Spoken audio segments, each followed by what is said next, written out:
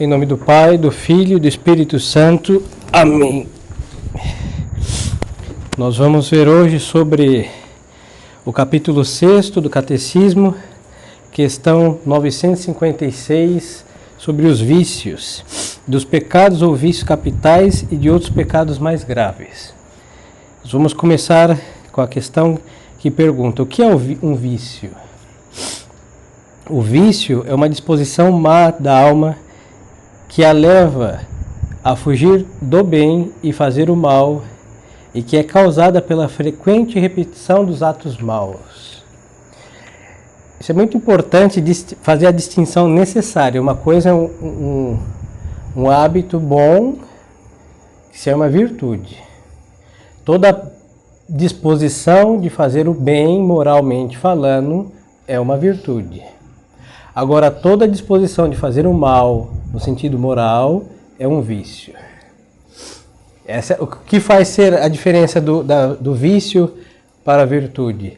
A virtude sempre é boa e o vício sempre é mau. Então não existe uma virtude má e nunca existiu e nem existe um vício bom.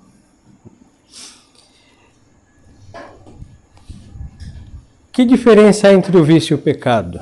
Entre o pecado e o vício há esta diferença. O pecado é um ato que passa, enquanto o vício é um mau hábito contraído de cair em algum pecado.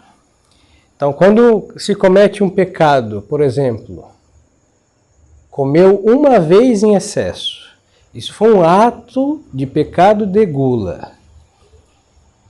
Foi um desatino e tchau. Ele passou, nos arrependemos, tudo direitinho.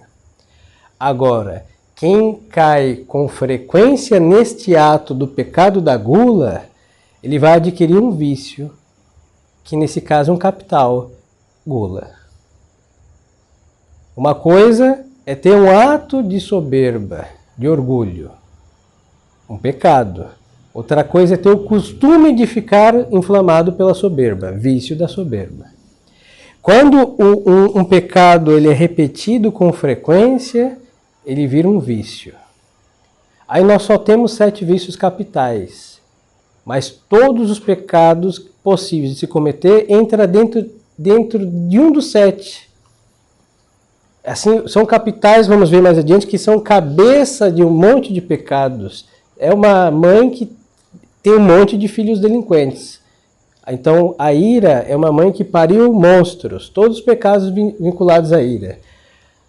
A inveja, todos, e assim por diante. Então, todos os pecados, qualquer pecado repetido vira um vício, que é um costume mau. Agora, todo ato bom, toda prática boa que é frequente, vira um hábito bom, que é uma virtude.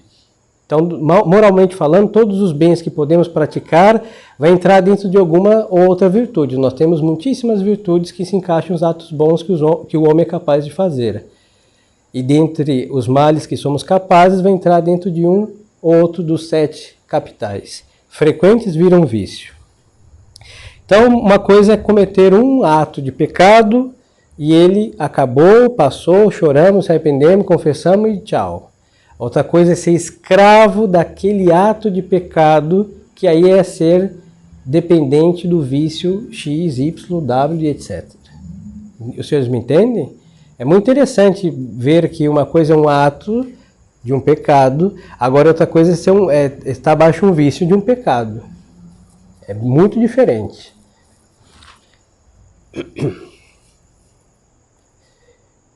Quais são os vícios que se chamam capitais? Os vícios que se chamam capitais são 7. Somente 7, nem um a mais, nem um a menos. Primeiro, soberba. Segundo, avareza. Terceiro, luxúria. Quarto, ira. Quinto, gula. Sexto, inveja. Sexto, preguiça.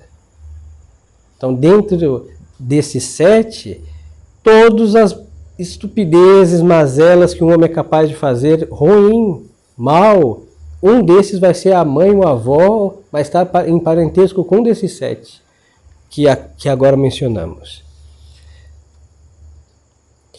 Eu vou dizer uma coisa como parênteses, porque o catecismo amarelo é de se pasmar e de se assustar, né? Do João Paulo II. Podia ser vermelho, assim, cuidado, né? Alerta, mas amarelo faz bem, que deixa realmente a alma anêmica. E uma das estupidezes que ali contém, eles dizem que um hábito de pecado é menos grave que o ato. Eu vou lhe dizer uma coisa. Para adquirir um hábito, ou seja, um vício, é necessário a repetição de muitos atos. Então, quem já tem o hábito de ira, o vício, para ele virar um leão, ele teve que se irritar muitas vezes. Aí ele devora o primeiro que aparecer na frente, não? Então, o vício é muito pecaminoso, sim, senhores. E não excusa ninguém, eu sou um animal feroz, indomável. É menos do que um que uma vez ficou ali irritado. Não, é mais grave. Da mesma forma que quem é virtuoso tem mais méritos do que aquele que só fez um ato de virtude, porque o virtuoso tem o hábito, o costume de fazer o bem. E aquele que fez um bem ali, outro acolá, são atos separados, ele tem menos méritos. Agora, quem tem a prática, por exemplo, da paciência, o hábito, a virtude da paciência tem muito mais mérito do que um que ficou paciente aqui, em um momento ali, e depois se explodiu. Assim também aquele que tem o hábito da ira, que é o vício capital da ira, ele tem mais pecado do que aquele que se irritou uma só vez, ou duas, e não tem o costume de ficar como barril de pólvora. Qualquer faísca leva à explosão. Então eles atenuaram a gravidade do hábito, da mesma forma que eles desvalorizaram o hábito virtuoso. Por isso qualquer um vira santo hoje. Qualquer um que jogou videogame e rezou um terço uma vez por mês, vira santo. Qualquer um. Porque desvalorizaram a virtude heróica e aí tiraram a gravidade do hábito mal que se chama vício. É muito lamentável, hein? Então tem almas que, judiadas aí por padres que estudaram isso e têm isso como verdade, vão no confessionário. Então se falar, padre, eu cometo a gula, no modernismo, ele fala, é normal, muito bem, proveito, bom proveito dos seus atos de gula. Aí se falar, padre, eu cometi uma vez a gula, dá no mesmo. Não tem uma diferença entre um que uma vez se extrapolou e outro que se extrapola toda vez. Mesma coisa. Humanismo, hein? E aí as almas vão ficando amarelas, como o catecismo que ensina isso daí. É uma estupidez, é grave. Então, seguindo aqui o nosso catecismo. Questão 959. Como se vence os vícios ou pecados capitais? Os vícios ou pecados capitais vencem-se com a prática das virtudes opostas. Isso é muito importante. Assim como a soberba vence-se com a humildade, a avareza com a liberalidade, a luxúria com a castidade, a ira com a paciência, a gula com a temperança, a inveja com a caridade, a preguiça com a diligência e fervor no serviço de Deus. Então, o que é contrário? Por exemplo, temos a luz, contrário à luz, trevas. Temos o calor, contrário ao calor, o frio. Então, um hábito ruim, vício, ele só pode ser vencido por hábito bom, que se chama virtude. Aqui está o segredo, porque às vezes nós queremos somente combater um hábito, uma alma, um vício, com um ato só de virtude. E não adianta. Porque o hábito, vai dizer São Tomás, é como uma segunda natureza. Então, assim, a pessoa está inclinada naturalmente a fazer aquilo. Se for ruim, vício. Se for bom, virtude.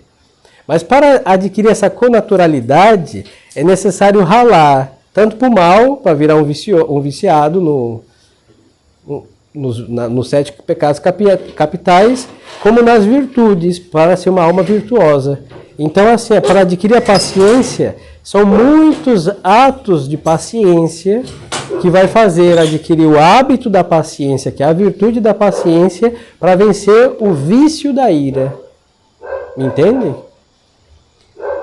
A castidade, para vencer a luxúria. São muitos atos de castidade que vai fazer o vício virar virtude. Na realidade, se destrói o vício e se implanta a virtude na alma. Mas não é só um ato de castidade que faz alguém casto como virtude. Não. São muitos. A repetição de atos bons faz uma alma virtuosa. E a repetição de atos ruins faz uma alma viciada, digamos assim, nos 7 pecados capitais. E sempre é com a virtude oposta ao vício. Por que chamam-se esses vícios de pecados capitais? Chamam-se capitais esses vícios porque são a fonte, a causa de muitos outros vícios e pecados. Então, da mesma forma que, por exemplo, dentro da virtude da fortaleza, se nós colocamos um prisma na fortaleza, nós temos a paciência e outras virtudes anexadas a ela, dentro de um vício, nós colocamos um prisma, vai aparecer várias crias malignas que ele vai gerando.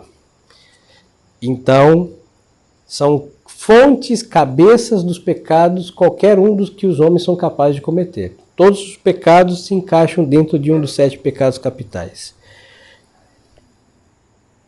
Então, aqui termina a parte dos pecados capitais. E agora vamos ver os pecados contra o Espírito Santo, que são outra classe de pecado.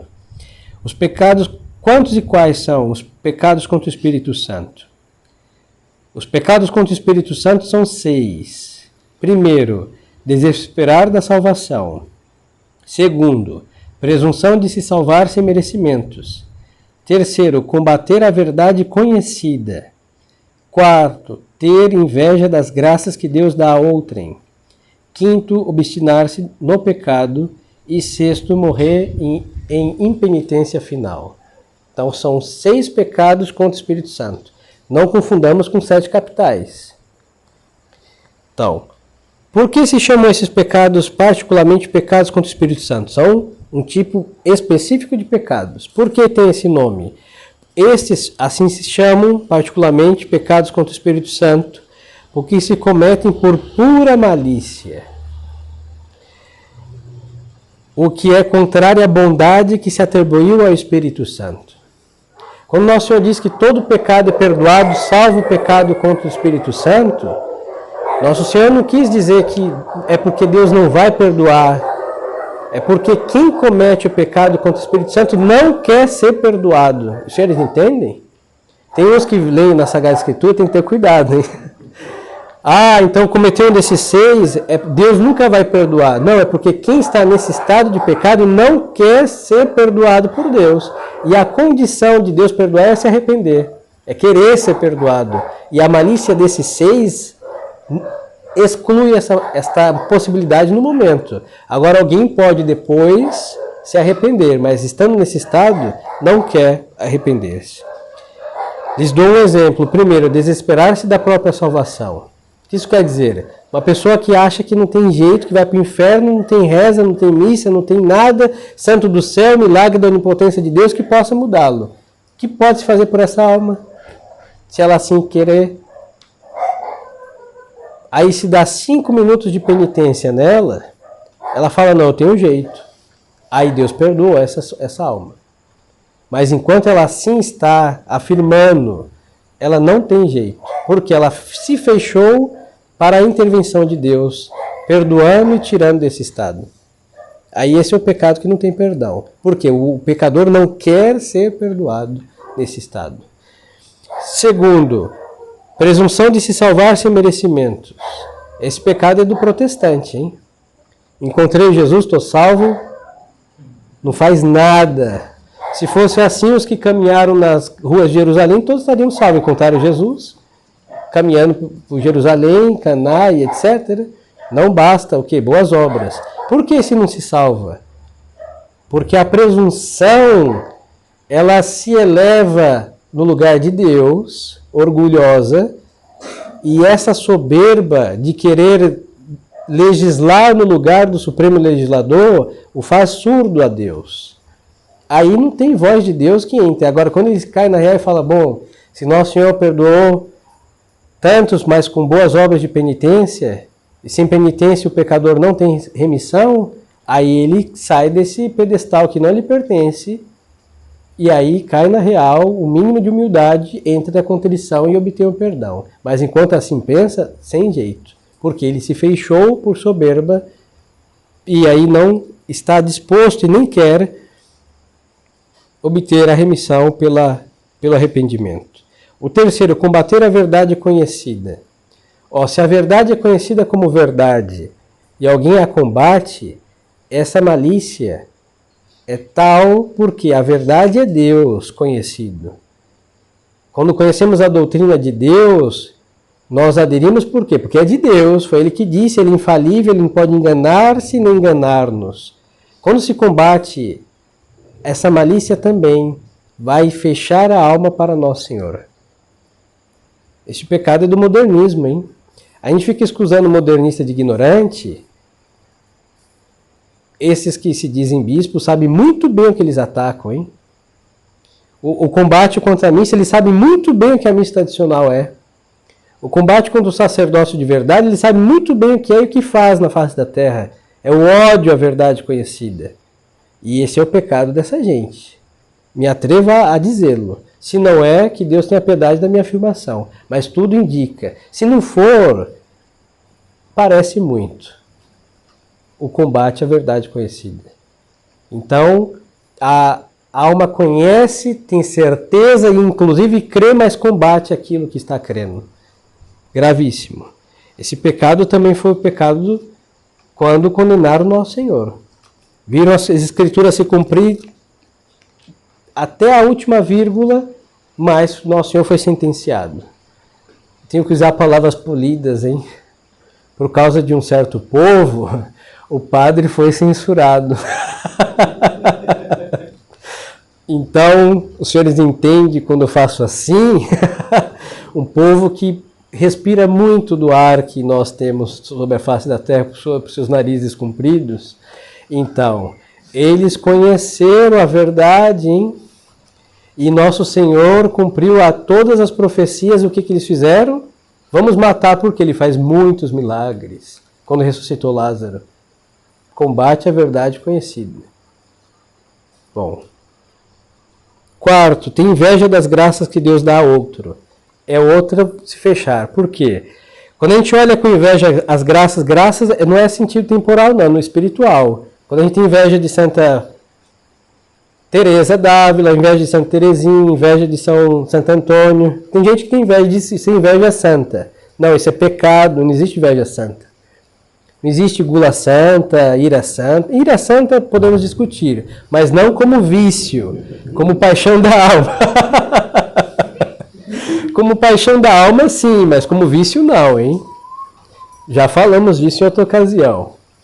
Agora, a inveja da graça dos outros é porque ficar triste pelos bens sobrenaturais que Deus deu para outro. Primeiro que não faz uso da graça que Deus lhe deu para ficar invejando a graça que Deus deu para outro. Essa alma não está disposta a arrependimento. Sabe por quê? Quando Deus iluminar-lo, ele está de olho na alma dos outros, esqueceu da sua. Deus está dizendo, meu filho, se enxergue, olha só quantas graças lhe dei. Ele está ouvindo o que Deus está dizendo para o outro, está surdo a Deus. Então, pecado também contra o Espírito Santo. Obstinar-se no pecado é aquela cabeça dura no pecado. A lei de Deus diz que é pecado, os bons costumes condenam, a pessoa está convicta, a consciência está lá no alarme, cuidado, alerta, inferno, perdição, condenação, e ele faz. Isso também, porque Deus está dizendo, se arrepende, ele não está ouvindo, eu vou fazer. Deus vai dizer, meu filho, cuidado, se leva para o inferno, eu vou fazer mesmo assim. Então é se emperrar-se numa obstinada conduta pecaminosa, também vai contra o Espírito Santo. E o último, morrer na impenitência final. Esse daqui, o veículo da impenitência é a morte repentina. Por isso, nós, como bons cristãos, devemos rezar diariamente para ter uma boa morte, hein? Quando a gente morre como um pássaro que foi caçado pelo caçador, levou um tiro da morte, de repente morreu, é de se assustar. Por quê? Porque normalmente não estamos preparados para morrer. E quando a morte nos pega como um caçador à sua presa, normalmente pode ser, não quer dizer que todos que assim morrem foram em penitência, mas normalmente essa é a ceifa da impenitência para o pecador. E então às vezes nós fugimos de coisas que são graça de Deus, uma doença prolongada. É uma graça de Deus imensa, porque você pode se confessar, as dores mostram que nós somos nada mais do que mazela, pode chamar o padre para extrema-unção, em 3 horas o padre chega no voo. Então dá tempo, quanto mais durar as penas no leito, melhor. Dá para pedir perdão para os inimigos, dá tempo de repartir os bens para ninguém se devorar e matar para ficar com tudo, dá tempo para fazer tudo. Então uma doença prolongada é uma bênção. E agora, de repente, dá um troço e cataplum, não dá tempo nem de dizer, meu Jesus, misericórdia. Morreu. Nem terminou o Senhor. E já foi. Então é de se temer. Repito, não estou dizendo que todos que assim morrem se condenam. Mas o pecador busca essa morte. Porque não quer se converter. E aí a morte faz o seu... É o veículo para levar para o céu ou para o inferno. Agora, outra classe de pecados. Os pecados que clamam ao céu e pedem a Deus vingança. Então temos aí os pecados capitais, 7. Pecados contra o Espírito Santo, 6. Bem específicos, cada um deles. E agora uma terceira classe, os que clamam ao céu e pedem a Deus vingança. Quais são os pecados que clamam ao céu e pedem a vingança a Deus? Os pecados que clamam ao céu e pedem vingança a Deus são 4. Eu marcaria um xizinho aí que um dia vai ter uma prova, hein? O padre vai acabar a ação de graças, tudo muito bem, em vez de dar catecismo, folhas e prova, hein? Porque no nosso juízo particular, Deus fará o mesmo. E quem lá for reprovado, tchau. Então, aqui tem como ser reprovado e aprender. No juízo de Deus, levou um 0, não tem aula de recuperação, hein? Então, 4. Primeiro, o homicídio voluntário. Esse pecado é o pão de cada dia da sociedade moderna, hein? Então, tirar a vida voluntariamente. É aquele que pede, se eu estiver vegetando, tchau, máquinas. É aquele que faz todas as estupidezes que sabemos 1000 modos de tirar a própria vida. Este pecado clama ao céu. Perdão, homicídio, não é suicídio. O homicídio voluntário, tirar a vida de outro sem a menor necessidade. Porque existe a necessidade de matar? Uma guerra justa, por exemplo. É para se defender a pátria. Fora disso, todos os outros modos que se matam por aí, é isso daqui. Hein? E os senhores vão ver, esses pecados, nesta vida Deus castiga. Às vezes as pessoas falam, mas o crime organizado prospera, a melhor e maior organização organizada propriamente do Brasil. Pois é, mas quando cair na mão de Deus, nesta vida, não é só no inferno não, é nesta vida essas pessoas vão comer o pão que o diabo amassou para eles. Agora, como é com a justiça de Deus? Eu sei que dela ninguém escapa. E ele prometeu nesta vida aos que cometem homicídio voluntário, hein? Ou seja, mata qualquer um por qualquer coisa. Não por legítima defesa, não para defender a pátria, mortes legítimas, mas fora dessas, bom. Segundo, pecado impuro contra a natureza. É todo esse movimento que se tem bandeiras de arco-íris, de ideologias e tudo isso. Pois então, segundo Deus e o catecismo, a doutrina católica, nesta vida estas pessoas serão fulminadas por seu castigo de justiça. Não é falar no inferno. No inferno vai continuar eternamente, mas nesta vida. Terceiro, opressão dos pobres, principalmente órfãos e viúvas. Olha, na Sagrada Escritura, no Antigo Testamento principalmente, se vê o carinho de Deus por órfãos e viúvas. É muito belo isso, hein? Por exemplo, quem tinha uma plantação fazia a sua colheita, mas tinha que deixar algo para essas duas classes de almas, órfãos e viúvas. Aí vinham as viúvas, colhiam o que precisavam, né? Não que elas iam abrir uma quitanda com a horta dos outros, não, para comer. E vinha o órfão, colhia o que precisava para manter sua vida. Lei de Deus isso. Quem toca no órfão e na viúva, nesta vida será esmagado pela justiça de Deus. Também. E no inferno vai continuar eternamente. E depois, o quarto, não pagar o salário a quem trabalha. O salário justo. Nesta vida também vai sofrer as consequências da justiça de Deus. Esses 4 pecados, homicídio voluntário, pecado contra a natureza, opressão dos pobres, principalmente órfãos e viúvas, e não dar o justo salário ao trabalhador, nesta vida a pessoa não morre antes de sofrer um grave, conforme o seu pecado, um grande castigo de Deus. Deus se ocupa com suas próprias mãos destas 4 classes de pecado. E assim, Deus perdoa, se confessou, perdoa, mas ninguém escapa da justiça corretiva de Deus. E nós vemos na Sagrada Escritura isso daqui. Que o diga Sodoma e Gomorra. Eu não sei o que farão quando todas essas estupidezes virar lei, hein? Acho que vou arrancar a parte de Sodoma e Gomorra da Sagrada Escritura. Deus explodiu, hein? Tem pecados muito mais graves. Os pecados contra a fé são mais graves do que os pecados contra a moral. Mas Deus Nosso Senhor sentenciou esse pecado com uma classe de castigo que não fez para outros tipos de pecado. Pois então, fica claro que nesta vida Deus vai castigar. Agora, penitência aplaca Deus. Se alguém alguma vez cometeu um desses 4, com penitência aplaca. Mas normalmente, quem comete esses, como tem o costume desses pecados, são impenitentes.